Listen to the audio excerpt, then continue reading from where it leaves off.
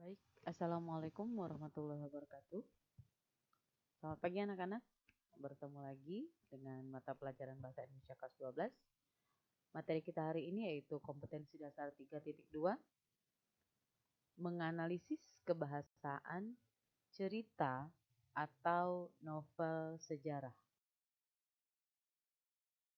Baik, sebelum kita masuk ke materi menganalisis kebahasaan cerita atau novel sejarah, ada baiknya kita mengetahui dulu apa sebenarnya yang dimaksud dengan teks cerita sejarah itu sendiri. Kalian mungkin bertanya-tanya, cerita sejarah itu seperti apa sih? Baiklah, teks cerita sejarah adalah teks yang di dalamnya menjelaskan mengenai suatu fakta yang menjadi latar belakang terjadinya sesuai yang mempunyai nilai-nilai sejarah.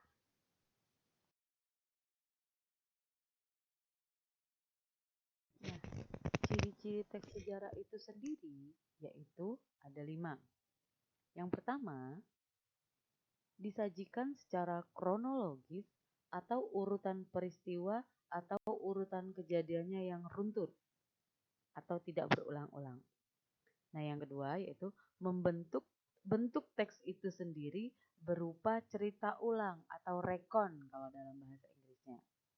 Baik, ciri yang ketiga yaitu struktur teksnya itu adanya orientasi, urutan peristiwa, dan reorientasi. Ciri yang keempat yaitu sering menggunakan konjungsi temporal atau waktu. Dan yang kelima yaitu isinya berupa fakta.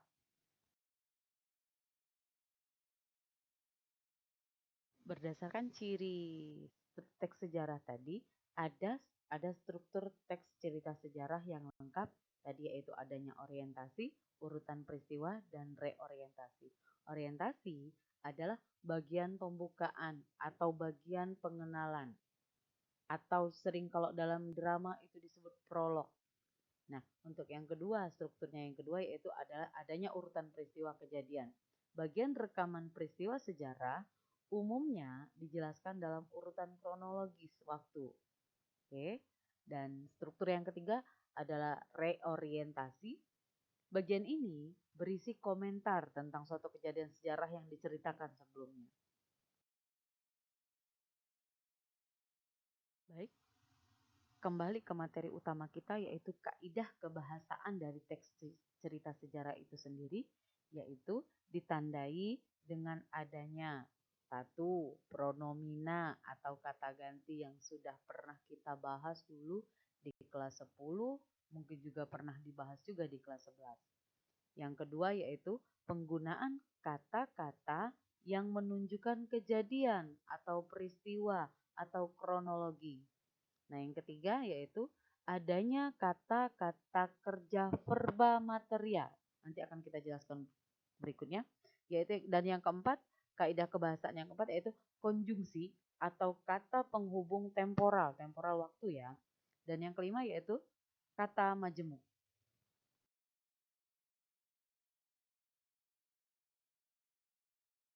Pronomina atau kata ganti yang sudah pernah kita bahas sebelumnya jauh di kelas 10, di kelas 11 mungkin juga sudah pernah dibahas.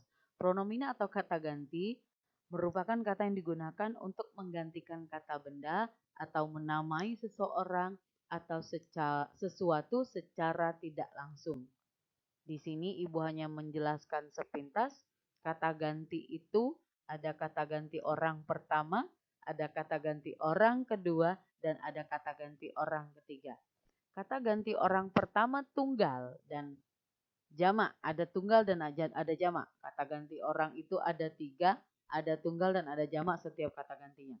Kata ganti orang pertama tunggal yaitu saya, aku, beta, sahaya, ini biasa digunakan dalam cerita sejarah. Kata ganti orang pertama jamak, misalnya kami, kita. Kata ganti orang kedua tunggal, misalnya kamu, engkau, kau, anda, dikau. Dan kata ganti orang kedua jamak, misalnya kalian. Baik, kata ganti orang ketiga tunggal, misalnya dia, ia, beliau, nya. Dan kata ganti orang ketiga jamak, Biasanya kita gunakan kata mereka.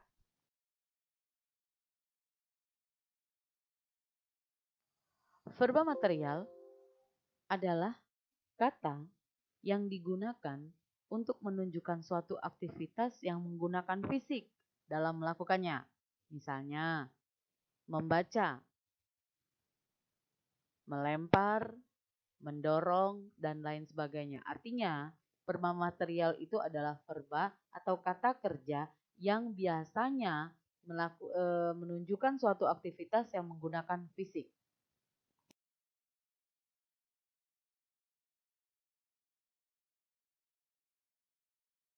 Konjungsi atau kata penghubung temporal itu berguna untuk menata urutan-urutan peristiwa yang diceritakan. Teks cerita sejarah banyak memanfaatkan konjungsi atau kata penghubung temporal. Contohnya, kemudian, setelah, lalu, dan lain-lain.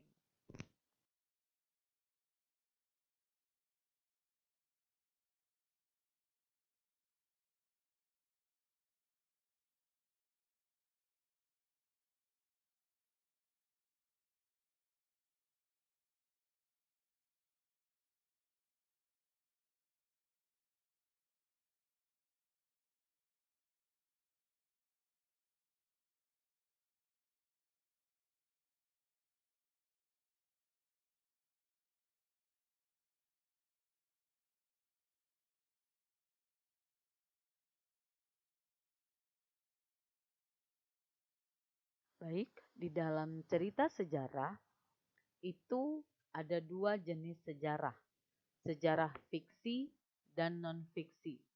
Untuk lebih memahaminya, fiksi itu biasanya berupa fiktif, sedangkan non-fiksi artinya berupa fakta. Sejarah fiksi itu biasanya jalan ceritanya disusun berdasarkan dunia nyata. Gambaran kehidupan batin seseorang tokoh lebih dalam. Pengembangan karakter tokoh tidak sepenuhnya terungkap. Dan yang terakhir, menyajikan kehidupan sesuai pandangan pengarang. Sedangkan sejarah non-fiksi, perbedaannya dari sejarah fiksi tadi yaitu tersusun secara fakta yang objektif. Gambaran kehidupan tokoh ditulis lebih lengkap berdasarkan fakta yang ada dan menyajikan kehidupan sesuai data dan fakta.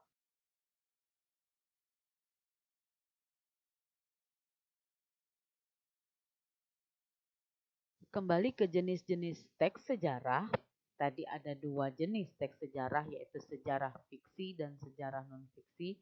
Ini ada contoh-contohnya.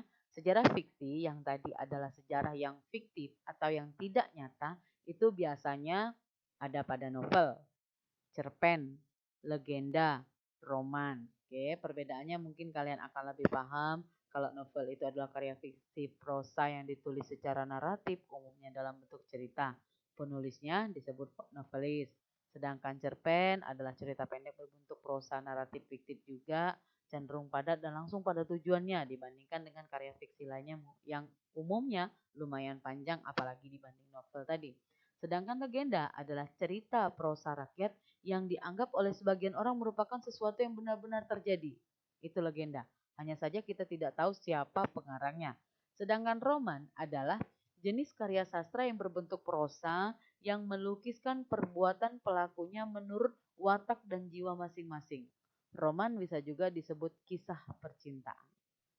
Sedangkan sejarah non-fiksi atau sejarah yang fakta itu biasanya berupa biografi, autobiografi, cerita perjalanan, dan catatan sejarah. Baik, semoga tidak ada pertanyaan dalam materi kita hari ini. Kalaupun ada pertanyaan, silakan sampaikan melalui WhatsApp. Nanti kita akan bertemu pada materi selanjutnya. Dan Ibu ucapkan terima kasih. Serta Ibu tutup dengan wassalamualaikum warahmatullahi wabarakatuh.